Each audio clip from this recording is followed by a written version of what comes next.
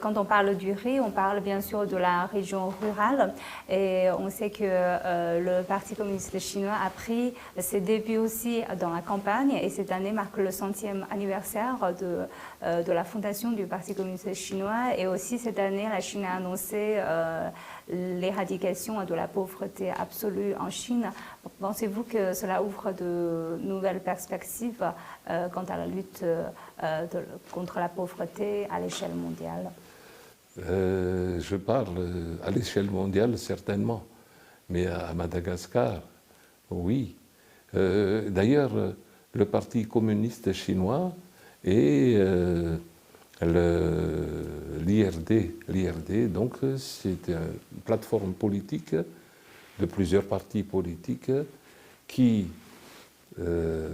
supportent le président actuel, André Joël, a eu des contacts depuis une année avec le Parti communiste chinois. Et nous avons eu une primeur d'avoir eu une conférence en visioconférence avec le Parti communiste chinois, les dirigeants du Parti communiste chinois et la plateforme soutenant le président André Joël. Et de là, nous sommes déjà mis au parfum de la lutte contre la pauvreté.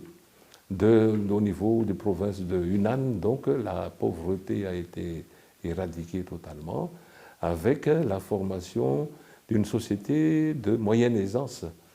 Et les projets dans cette lutte de pauvreté, les paramètres qui ont été faits à Yunnan, par exemple, là où on a marqué que la pauvreté a été vaincue, eh bien, le Parti communiste chinois est en train de nous donner, de faire des échanges techniques avec l'IRD pour pouvoir aussi donner un projet de lutte contre la pauvreté, mieux que d'autres théories de la lutte contre la pauvreté.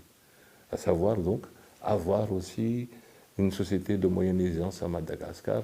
La moyenne aisance à Madagascar, cela veut dire quoi? Eh bien, que tous les besoins, surtout en nutrition, n'a plus de problème, plus les équipements, plus la santé, l'éducation. Et voilà comment donc, on a une société de moyenne aisance. On ne voit plus de pauvres dans la rue ou de très pauvres qui ont des difficultés de trouver l'alimentation où la sûreté alimentaire est assurée.